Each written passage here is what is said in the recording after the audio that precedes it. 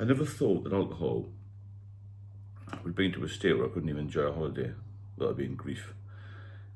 I'm going to talk about the fantasy versus reality of a drinker in any social situation, and especially on holiday with me, because I had quite a busy life job-wise, and I used to look forward to holidays. It was mainly just to drink more, I think. Anyway, one particular year we decided to go down to the south of France, drive down, because by that time my anxiety was quite high even to fly. I'd just gone off flying, I didn't feel particularly well flying, so I thought we'll drive down there. I lived in the south at the time, and I thought we'll have 3 weeks off. Got this beautiful campsite near Saint-Tropez, and the fantasy is, beautiful drive down, have a few stops before my daughter was born.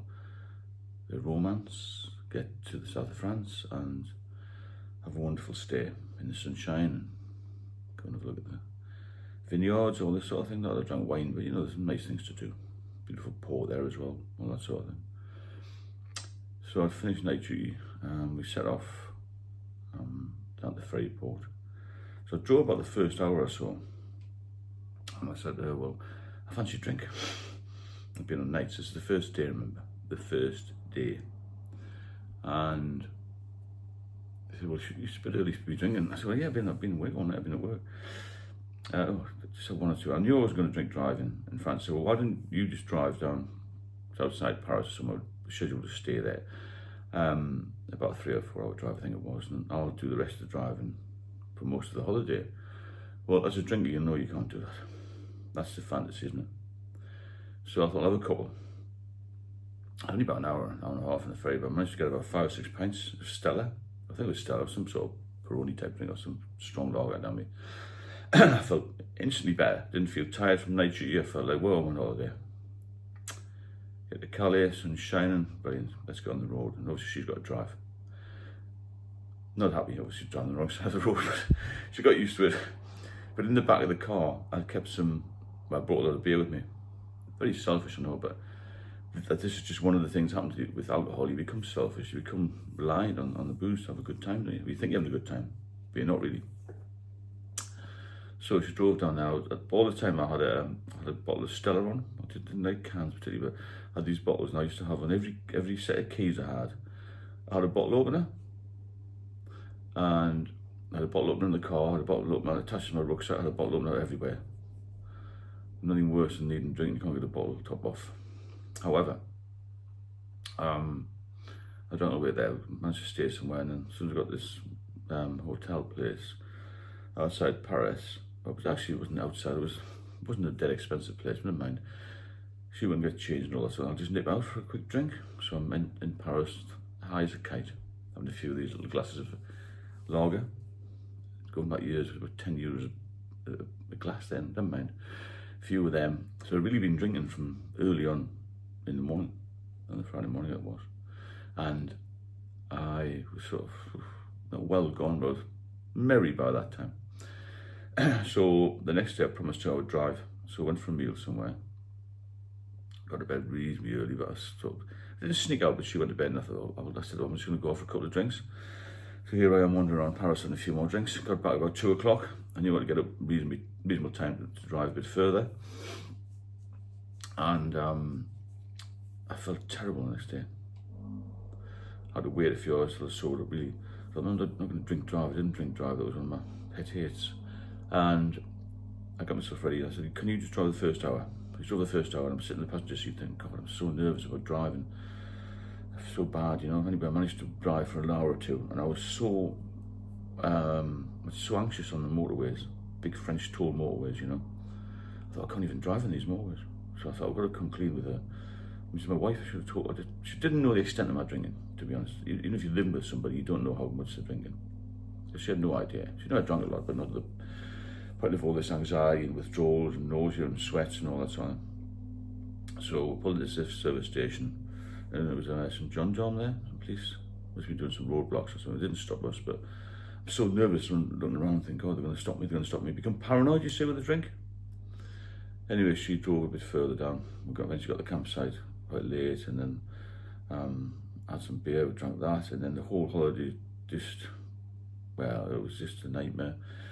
As soon as I got there, I thought, well, time for me to relax now. And I just hit the drink. And the second and third days we were arguing, nothing went well, and I just became heavily into the booze for all of that holiday. And I had problems with cash because I'd taken so much out in the UK on credit cards and that sort of thing.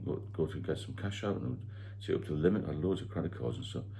And then she got some money transferred from another account and all this. So it was just a nightmare. The fantasy of going down to the south of France, having a wonderful time, went for meals, relaxed. But the people just sitting around the campsite, relaxed, reading a book.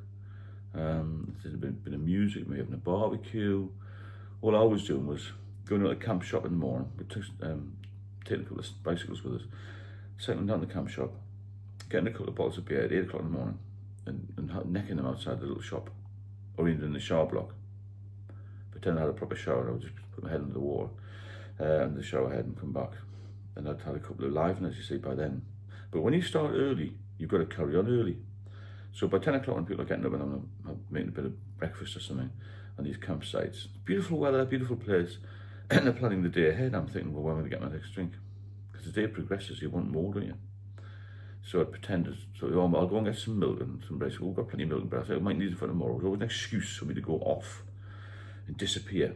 And I used to be as quick as I could. I was always in a mad panic, thinking, God, I've got like 2 or 3 minutes to get to this shop and get in and have a drink. And then a couple of times I went down and said, back in 10 minutes or whatever, in French, obviously. And the shop's closed. What am I going to do now? I had to find a little bar on the campsite and there's a queue, panicking because I can't get served. She's going to wonder where I am and all this. And your whole life becomes chaos.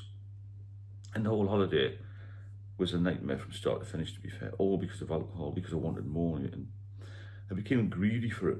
My body needed it. That was the problem. And when your body needs it and you're an addict, then you can't stop yourself. You want to stop yourself, so you calm down for a couple of days. Didn't have so much in the afternoon, but by evening I'm thinking, well, I've had too much today, I'll have some more. And then you get to the point where it's getting 10 o'clock, 11 o'clock at night, and you're buzzing then for more drink. And I used to sit outside the tent and listen to some music on my headphones, and the world was a better place at night. I say, for the drink, tomorrow will be a better day. And then you get to bed at 2 or 3 in the morning. It's hot in the morning, and in a tent, you've been in a tent, it's really, really warm, 7, 8 in the morning. You've had no sleep, you feel groggy. Then the whole cycle begins again. And then you're back at the camp shop, open a couple of bottles of beer, try to get in the bar early, and the day's another disaster. So this is what you've got to watch out for. The fantasy versus reality. And unless you get sober, get clean, as it were, you're never going to have the fantasy. You're always going to have the reality, which is destruction.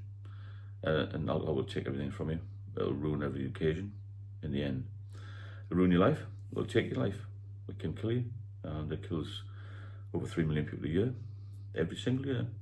And this year, last year in the UK, it was the highest ever recorded alcohol-related deaths, not liver disease, but alcohol-related deaths ever recorded, 2024. Food for thought. If you benefit from the videos, then please subscribe and share. Any topics you want covered, let me know, and I'll speak to you all soon.